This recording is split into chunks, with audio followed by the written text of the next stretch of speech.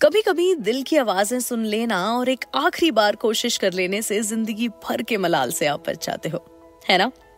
Greetings, आपने tune in किया है सिर्फ इश्क, जहां मैं सुरभि लेकर आती हूँ आपके लिए मेरी लिखी हुई कुछ कहानियां जो बस यूं ही कुछ जानकर, कुछ समझकर, कुछ लोगों से बातें कर और कुछ भरी हुई आंखों को सुनकर मैंने लिखती हैं।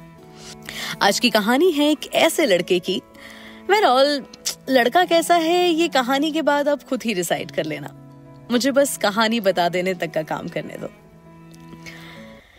मैं अपनी एक सहेली के साथ इस बार का वीकेंड मसूरी में स्पेंड करने गई। ये कॉन्सेप्ट काफी पुराना है, लेकिन मैंने इसे आज पहली बार जिया था। हॉस्टलर्स का स्टे। मैं कॉमन एरिया में रात को आकर बैठ गई। निमी को अपने फियांसे से बातें करनी थी, तो निमी कमरे में ही थी। यही कुछ 10 मिनट बाद एक लड़का जो शायद अकेला ही यहाँ स्टे कर रहा है, मेरी बगल में आकर बैठ गया।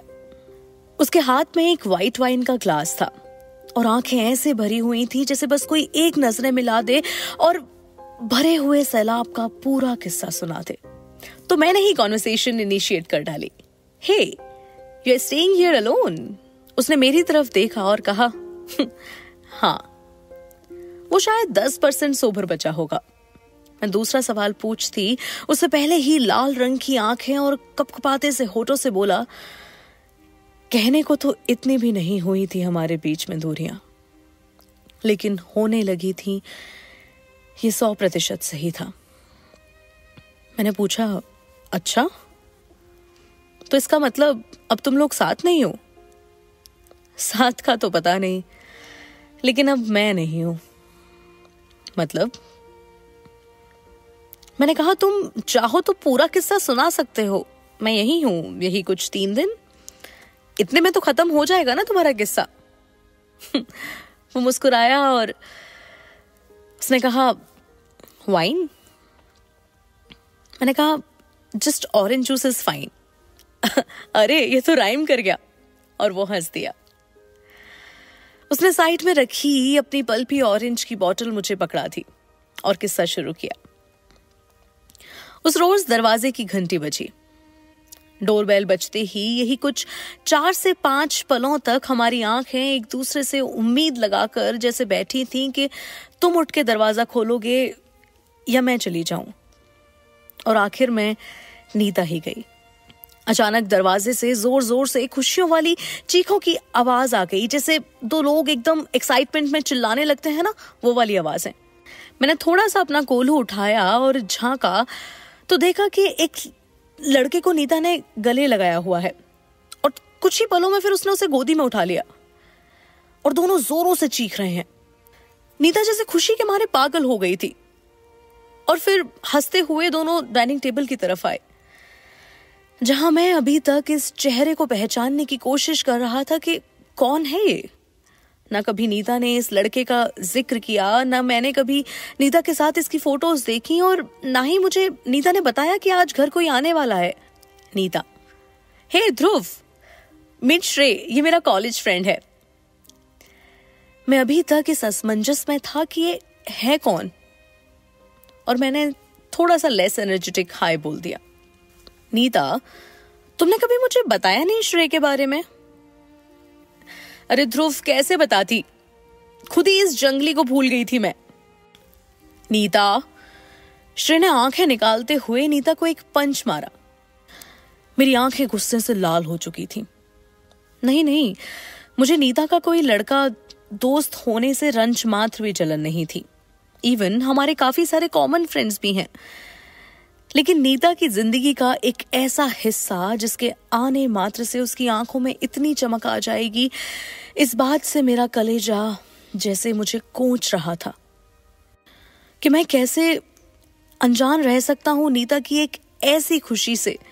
या फिर हाँ, दिल ने यह भी कहीं ना कहीं सोचा कि इस चमक का कारण मैं क्यों नहीं बन सकता, इस बुझे हुए चेहरे पर मैं क्यों नहीं वो हंसी ला सकता। खैर, किस्से पर आते हैं। तभी नीता ने बताया कि श्रेय कॉलेज में बस यही कुछ पहले आधा सेमेस्टर रहा और फिर श्रेय ने कमर्शियल पायलट का कोर्स ज्वाइन कर लिया था। वैसे श्रेय, तू प्लेन उड़ाने लगा है या फिर अभी भी किस चीज में थ्रिल मिलेगा इसकी खोज में जिंदगी गुजार रहा है? नीता, तू कुछ भूली नहीं है वैसे। अबे पागल, तू भूलने वाली चीज थोड़ी है।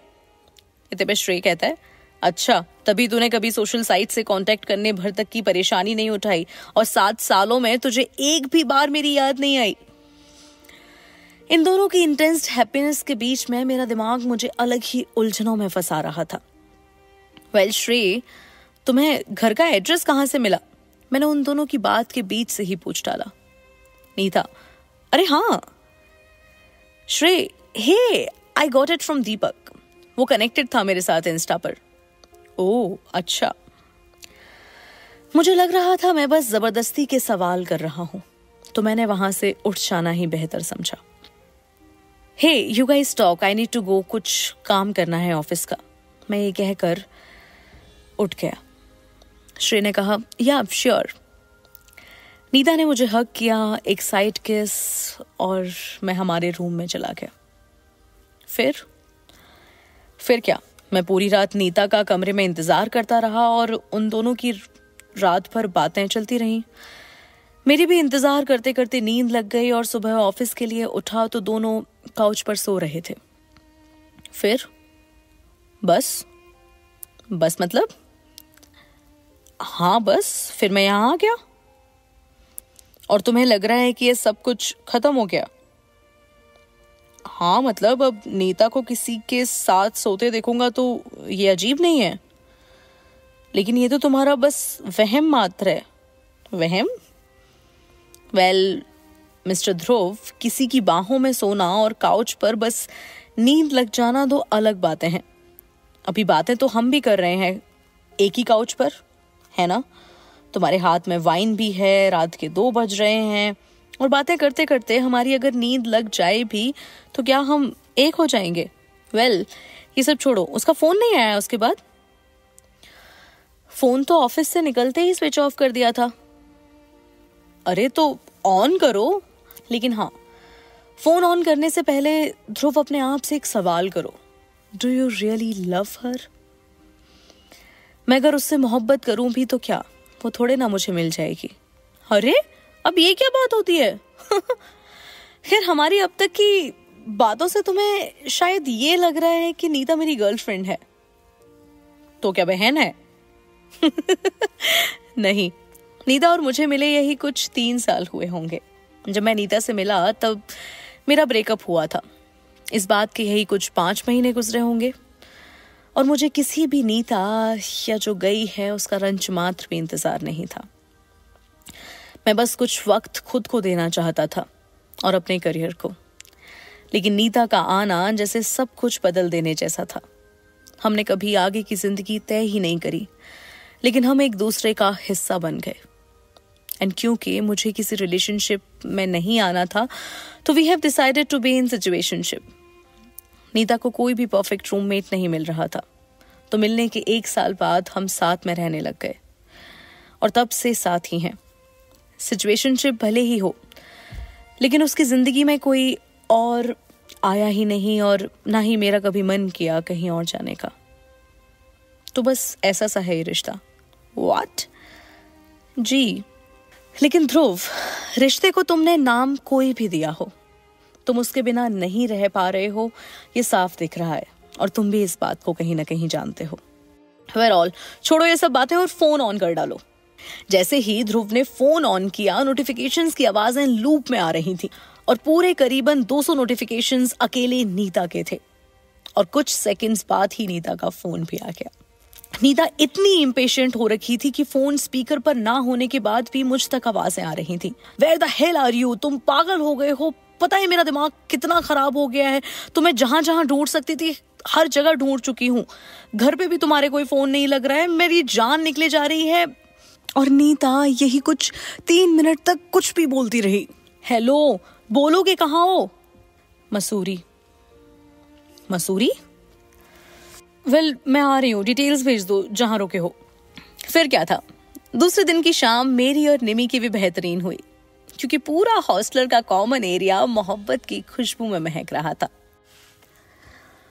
वैसे नीता, ये सिचुएशनशिप जैसी चीज सच में एग्जिस्ट करती भी है या लोग बस भरम पाल कर बैठे हैं? ध्रुव ने कहा। मैंने कहा नहीं शायद ध्रुव, पता है लोगों को खुद के साथ रहने में भी आजकल खौफ लगने लगा है। उन्हें बस हमेशा कोई चाहिए। It's good to have friends, लेकिन बिना कमिटमेंट्स का रिश्ता ये तो कोई बात नहीं होती। क्यों आपके लिए हमेशा किसी और का बने रहना इतना जरूरी हो जाता है? मोहब्बत, इश्क, लव या प्यार, जो भी इस रिश्ते को आप नाम दें, ये कभी रूल्स के मायनों में नहीं बन सकती। जब किसी इंसान से होनी होती है तो हो जाती है, जैसे तुम दोनों को हो गई। लेकिन इस वर्ड ने, द सिचुएशनशिप, इसने यूं ही तुम्हें इतने वक्त तक अलग रखा। सो डियर लिसनर्स, अगर आप भी सिचुएशनशिप जैसे किसी रिश्ते में बंधे हुए हैं तो एक बार देख लीजिए कहीं उनसे मोहब्बत तो नहीं कर बैठे हैं। आप सुन रहे थे सिर्फ इश्क सुरभि के साथ।